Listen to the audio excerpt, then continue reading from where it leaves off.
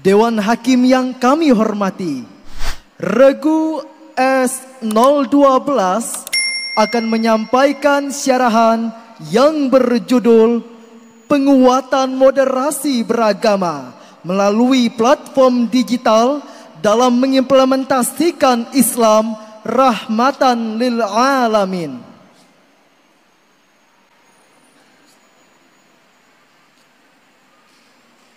Assalamualaikum warahmatullahi wabarakatuh. Alhamdulillahilladzi kana bi'ibadihi khabiran basira. Tabarakalladzi ja'ala fis samai burujan wa ja'ala fiha sirajan wa qamaran munira. Asyhadu an la ilaha illallah wa asyhadu anna Muhammadan abduhu wa rasuluh. La nabiyya wa la rasula ba'dah, amma ba'd. Dewan Hakim yang arif dan bijaksana, hadirin sebangsa setanah air, apakah sehat semuanya? Alhamdulillah, semoga kita senantiasa dalam naungan rahmat dan ridha Allah subhanahu wa ta'ala. Amin ya rabbal alamin. Hadirin sekalian, pluralitas merupakan bagian dari bangsa Indonesia yang multikultural. Hal ini merupakan peluang sekaligus ujian bagi bangsa Indonesia untuk menjadi bangsa yang jauh lebih maju.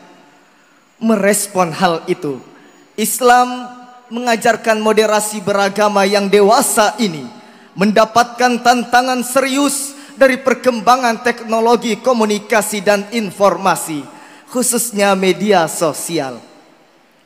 Sisi positif yang diberikan media sosial membuat manusia memiliki akses kemudahan dan percepatan dalam berkomunikasi serta mendapatkan informasi. Namun di sisi yang lain hadirin, dampak negatif tidak dapat dihindarkan. Kita bisa melihat fenomena dunia maya saat ini.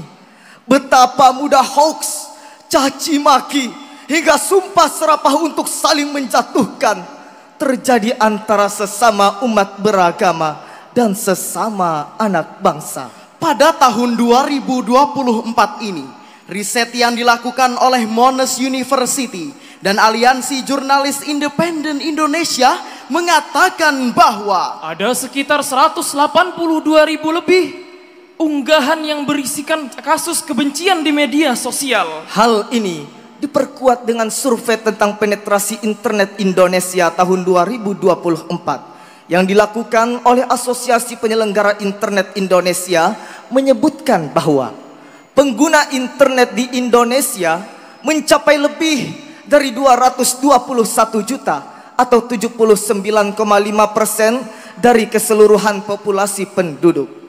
Dan dari 221 juta tersebut, total generasi Z dan generasi milenial yang mengakses internet adalah 65,2% atau lebih dari separuhnya. Kenyataan itu hadirin membuktikan betapa besar potensi paparan hoax, ujaran kebencian yang berujung kepada intoleransi dan disintegrasi sosial. Karenanya timbul pertanyaan, bagaimanakah penguatan moderasi beragama di era digital yang diajarkan oleh Islam? Untuk itu hadirin, kami berdiri saat ini bertiga saling mengisi, bekerja sama untuk mengurai kalam ilahi, merangkai kata dengan berbagai diksi, mengemas syarhil Quran dengan tema terkini yang berjudul Penguatan Moderasi Beragama melalui platform digital dalam mengimplementasikan Islam rahmatan lil alamin.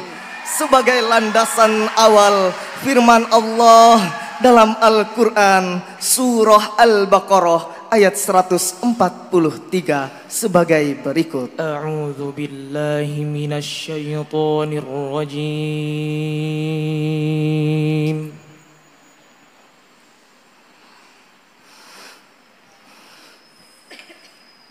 Bismillahirrahmanirrahim.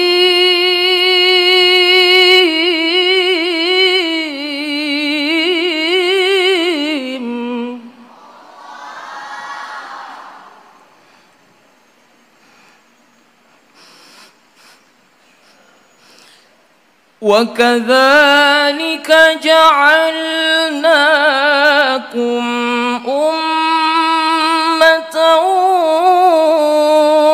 وَسَطًا لِتَكُونُوا شُهَدَاءَ عَلَى النَّاسِ.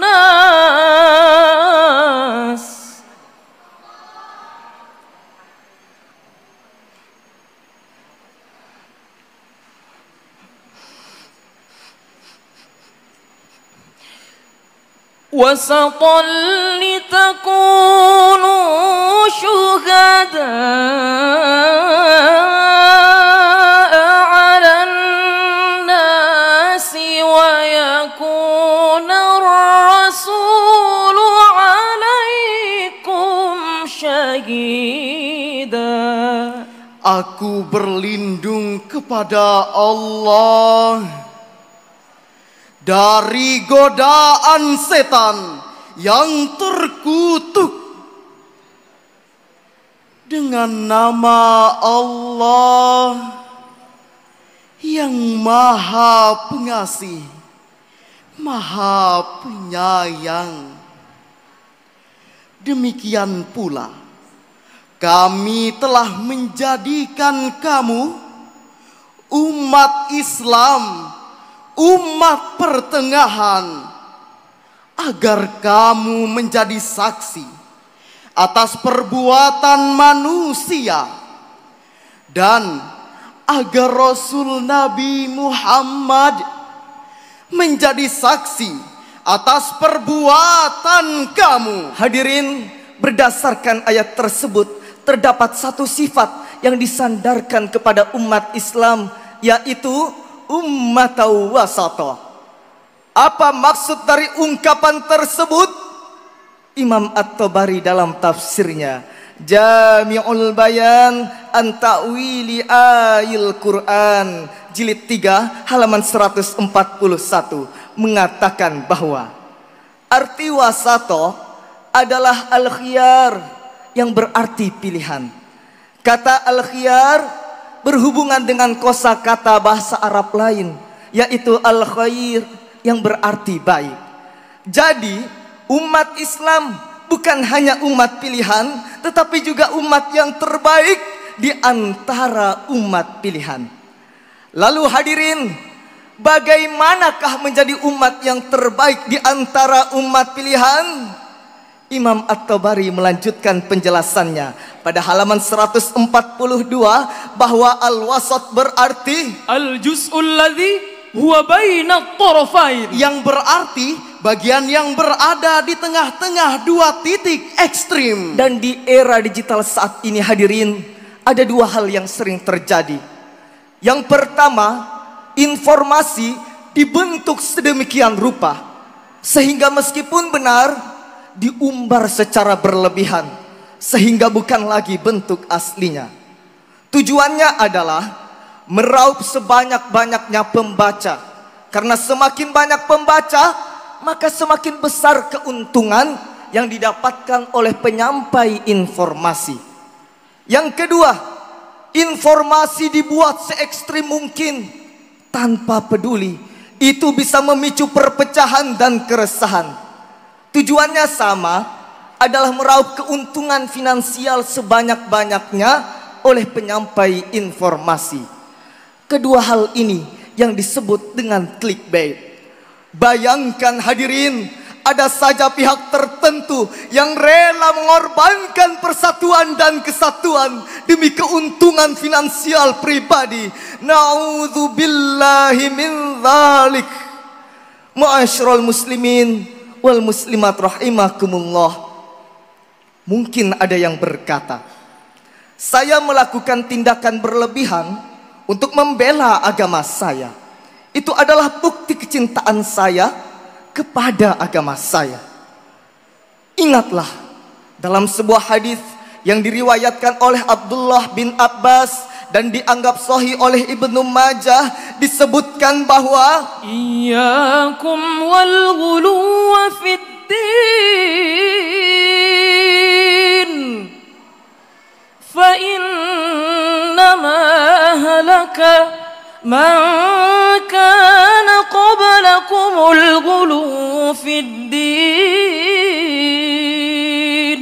Hindarkanlah sikap melampaui batas dalam beragama, karena sesungguhnya orang-orang sebelum kamu telah binasa karena berlebihan dalam beragama. Profesor Dr. Yusuf Al-Qaradawi dalam kitabnya As-Sahwatul Islamiyah Bainal Juhud wat Tatarruf, ada 6 tanda sikap berlebihan dalam beragama. Yang pertama, fanatik pada suatu pendapat dan tidak mengakui pendapat yang lain. Yang kedua, mewajibkan sesuatu yang tidak diwajibkan oleh Allah atas mereka. Dan yang ketiga, memperberat yang tidak pada tempatnya. Yang keempat, bersikap keras dan kasar. Yang kelima, buruk sangka terhadap manusia. Dan yang keenam, terjerumus ke dalam jurang pengkafiran. Ilahi mari kita renungkan bersama, apakah tanda-tanda tersebut melekat pada diri kita? Apakah kita terjerumus ke dalam jurang fanatisme buta dan menyalahkan yang berbeda? Apakah kita lebih senang mengkafirkan sesama muslim, padahal ulama-ulama dahulu justru mengislamkan orang kafir? Apakah kita lebih senang bersikap keras dan kasar terhadap sesama daripada menebar kasih dan cinta? Semoga kita tidak termasuk ke dalam golongan orang-orang yang berlebihan dalam beragama. Karena sesungguhnya risalah Islam yang dibawa oleh Nabi Muhammad sallallahu alaihi wasallam adalah risalah kasih, tak pilih kasih, ajaran sayang, tak alang kepala, dan semangat cinta yang luar biasa. Sebagaimana firman Allah dalam Al-Quran surah Al-Anbiya ayat 107, berikut lantunannya. Wa ma arsalnaka illa rahmatan lil alamin. Wa ma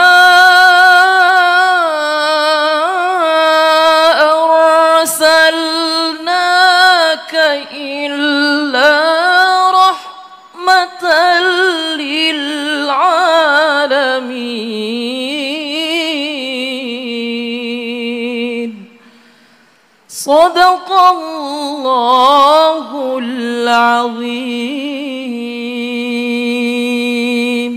Kami tidak mengutus engkau Nabi Muhammad kecuali sebagai rahmat bagi seluruh alam. Maha benar Allah yang maha agung atas segala firman-Nya. Buya Hamka dalam karya besarnya Tafsir Al-Azhar jilid 6 halaman 4650 menjelaskan bahwa bentuk rahmat yang dibawa oleh Nabi Muhammad sallallahu alaihi wasallam adalah keseimbangan ajaran Islam antara jasmani dan rohani. Bukan demi kesenangan rohani, jasmani diabaikan, bahkan bukan karena alasan ukhrawi yang duniawi dikorbankan. Penafsiran berbeda, tapi semakin memperkuat Islam sebagai agama rahmah adalah sebagaimana yang disebutkan oleh Abu Laits As-Samarqandi dalam tafsirnya Bahrul Ulum jilid 2 halaman 445, bahwa rahmat Islam bukan hanya untuk manusia tetapi juga jin. Bahkan manusia bukan hanya yang mukmin tetapi juga yang kafir. Hadirin, penguatan pesan-pesan moderasi beragama saat ini harus banyak disuarakan di media sosial. Kita harus mengambil peran penting dalam kampanye moderasi beragama dengan pengemasan pesan yang menarik dan penuh warna di berbagai platform digital seperti TikTok, YouTube, podcast, blog, Instagram, dan lain sebagainya. Lantas, bagaimanakah menerapkan semangat keberagamaan yang moderat? Muhammad Quraish Shihab dalam bukunya Wasatiyah, Wawasan Islam tentang Moderasi Beragama, yang diterbitkan oleh Lentera Hati tahun 2019, memberikan langkah-langkah sebagai berikut. Yang pertama, dengan meningkatkan pengetahuan dan pemahaman yang benar seputar ajaran Islam. Yang kedua, dengan pengendalian emosi. Dan yang ketiga, dengan kewaspadaan dan kehati-hatian. Kehati-hatian itu penting untuk ditanamkan. Perkuat fitur verifikasi dan label informasi oleh sumber yang kredibel di media sosial. Sebab godaan setan untuk mengajak manusia keluar dari sikap moderat selalu datang dari berbagai arah. Sehingga waspadalah, waspadalah, waspadalah. Saudara, seiman, sekeyakinan, sebangsa, satu cita, satu asa. Dari syarahan ini dapat disimpulkan bahwa semangat moderasi dalam beragama merupakan hal penting di tengah suasana genting dan menjadi strategi kebudayaan dalam merawat keindonesiaan, sehingga moderasi menjadi jalan terbaik untuk menyeimbangkan, meneguhkan, dan menyebarkan ajaran Islam yang rahmatan lil alamin bagi sesama dan antar umat beragama. Dengan menggunakan dan memanfaatkan platform digital sebagai sarana interaksi dan komunikasi yang adaptif saat ini. Sebagai penutup, mari kita sikapi dan hiasi keragaman di Indonesia dengan indah dan bijaksana, dengan lebih mementingkan introspeksi, Bukan menghakimi, dengan mengedepankan toleransi, bukan arogansi, serta tetap mawas diri, bukan jaga gengsi. Setuju hadirin? Marilah bersama merawat keberagaman, ciptakan bersama suasana perdamaian. Hormat menghormati dan saling toleransi. Cukup sampai di sini.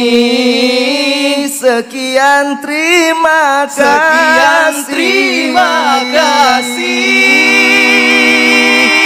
Wabillahi taufik wal hidayah. Wassalamualaikum warahmatullahi wabarakatuh.